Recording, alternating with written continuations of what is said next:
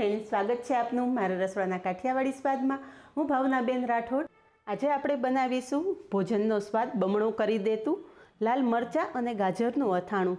Friends, આજ સુધી તમે અનેક અથાણાની રેસીપી જોઈ હશે અને મારી યુટ્યુબ ચેનલ પર પણ ઘણા અથાણાની રેસીપી મેં તમારી સાથે શેર કરેલી છે, પણ આજે એક નવું જ વર્ઝન તમારી સામે લઈને આવી છું, જે છે લાલ મરચાં અને ગાજરનું અથાણું।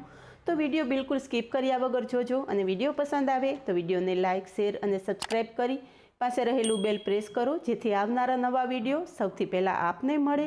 તો ચાલો બનાવીએ ભોજનનો સ્વાદ ડબલ કરી દેતું ગાજર મરચાંનું અથાણું। તો અહીંયા મેં 250 ગ્રામ ગાજર લીધેલા છે અને સાથે 2 નંગ લાલ મરચાં લીધેલા છે। પહેલાં તો ગાજર ઉપરથી છાલ ઉતારી અને ગાજરના ટુકડા કરી લેશું। ગાજર સારી રીતે ધોઈ અને પછી જ આપણે ઉપયોગમાં લેવાના છે। તો અહીંયા બંને ગાજર ઉપરથી છાલ ઉતારી લીધી છે। તો ગાજરના આ રીતે આપણે મીડિયમ સાઇઝના ટુકડા કરી લેશું।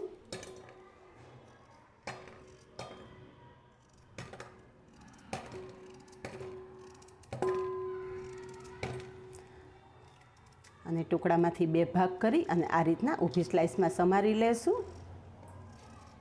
આ વચ્ચેનો ભાગ છે એ આપણે કાઢી નાખશું।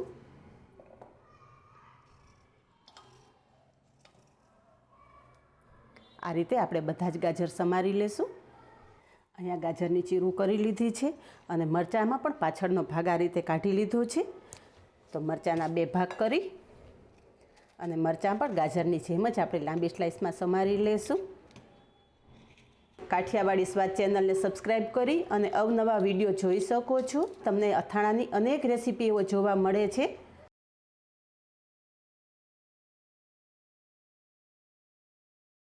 પાસેનું બેલ પ્રેસ કરવાનું ભૂલતા નહીં, જેથી તમને અપલોડ થતા વિડીયો તરત જ મળે। તો અહીંયા તમે જુઓ કે આપણે ગાજરની જેમ મરચાંની પણ એ રીતના જ એવી જ રીતે પાતળી સ્લાઇસ કરી લીધી છે। આ રીતે બંને મરચાંની આપણે આ રીતે પાતળી સ્લાઇસ કરી અને ગાજરની સાથે જ ઉમેરી દઈશું। અહીંયા ગાજર અને મરચાં સમારી લીધા છે। તો આપણે ગાજર મરચાં સાથે 1 ચમચી મીઠું ઉમેરશું અને સાથે અડધી ચમચી હળદર ઉમેરી દઈશું। અને હળદર મીઠું ઉમેર્યા પછી આ રીતે ગાજર અને મરચાં ઉપર નીચે કરશું, જેથી ગાજર અને મરચાંમાં બધી જ ગાજર અને મરચાંમાં આ રીતે મીઠું મિક્સ થઈ જાય।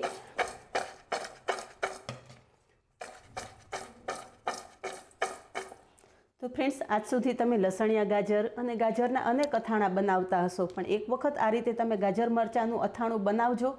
શાકની પણ જરૂર ન પડે એટલું સરસ આ અથાણું તૈયાર થાય છે। હવે હળદર અને મીઠું ચડાવેલા ગાજર મરચાં સાઈડ પર રાખી દેશું અને અથાણામાં ઉમેરવા માટેનો સ્પેશિયલ મસાલો તૈયાર કરી લેશું। મસાલો બનાવવા માટે અહીંયા મેં મોટું એક વાસણ લીધેલું છે। તો 3 ચમચી જેટલા રાઈના કુરિયા ઉમેરશું, સાથે 1 ચમચી જેટલા મેથીના કુરિયા, 1 ચમચી ધાણાના કુરિયા, સાથે 1.5 ચમચી જેટલી વરિયાળી ઉમેરશું। કોઈ પણ અથાણામાં વરિયાળીનો સ્વાદ બહુ જ સરસ આવતો હોય છે, તો ખાસ ઉમેરવાની। અડધી ચમચી હળદર અને 1 ચમચી મીઠું ઉમેરી બધું જ મિક્સ કરી લેશું।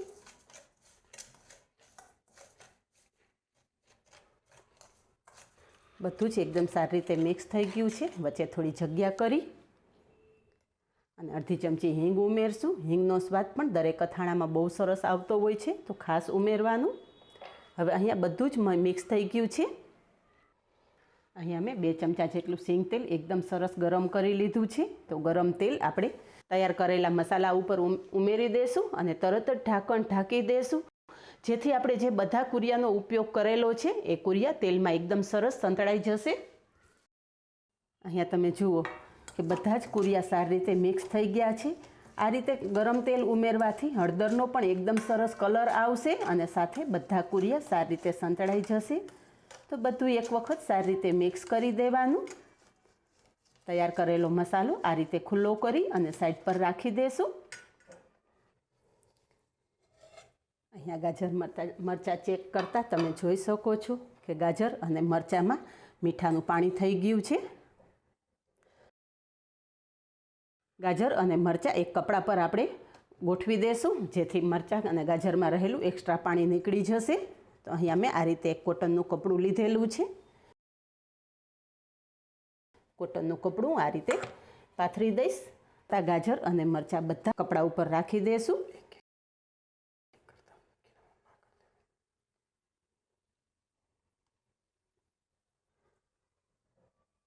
અહીંયા જુઓ કે ગાજર અને મરચાં આ રીતે મેં કપડા ઉપર પોળા કરી દીધા છે.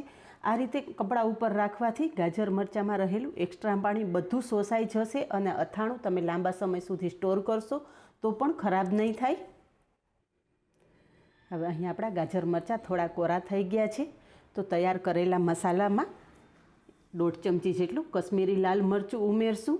કશ્મીરી લાલ મરચું મસાલો ઠંડો થયા પછી જ ઉમેરવાનું છે. જો મરચું પાવડર પહેલાં ઉમેરી દેશો તો મરચાંનો કલર કાળો થઈ જશે, પરિણામે તમારું અથાણું પણ કાળું થશે. 1 લીંબુનો રસ ઉમેરશું અને બધું એકદમ સરસ મિક્સ કરી લેશું.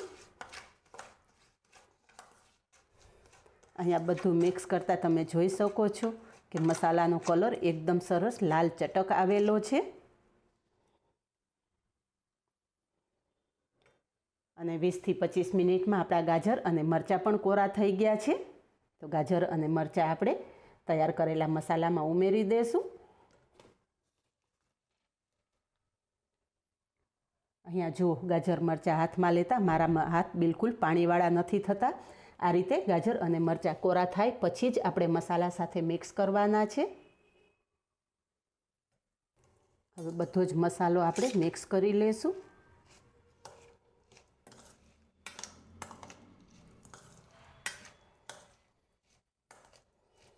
અહીંયા બધું એકદમ સરસ મિક્સ થઈ ગયું છે.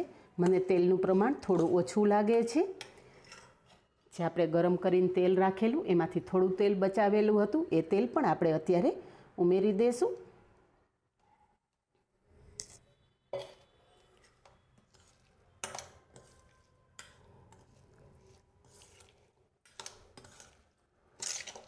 તો અહીંયા ગાજર અને મરચાંનું ચટપટું અથાણું તૈયાર થઈ ગયું છે. આ અથાણું તમે કોઈ પણ દાળ ભાત શાક રોટલી સાથે ખાઈ શકો છો. અને એમનેમ જો તમે શાક ન બનાવ્યું હોય તો શાક વગર પણ આ અથાણું અને રોટલી તમે ખાશો તો પણ બહુ સરસ લાગશે. તો તૈયાર છે ગાજર મરચાંનું ઇન્સ્ટન્ટ અથાણું. આ અથાણું એક વખત બનાવી અને 2 થી 3 મહિના સુધી તમે સ્ટોર કરી શકો છો. તૈયાર છે, માત્ર 15 થી 20 જ મિનિટમાં તૈયાર થઈ જતું ગાજર અને લાલ મરચાંનું ઇન્સ્ટન્ટ અથાણું. આ જ રીતે બનાવો અને કમેન્ટમાં જણાવો કે એકદમ નવા સ્વાદ સાથે બનેલા ગાજર મરચાંના અથાણાની રેસીપી કેવી લાગી. આજે બસ આટલું જ. મળીએ નેક્સ્ટ વિડીયોમાં. ત્યાં સુધી બાય. Thank you.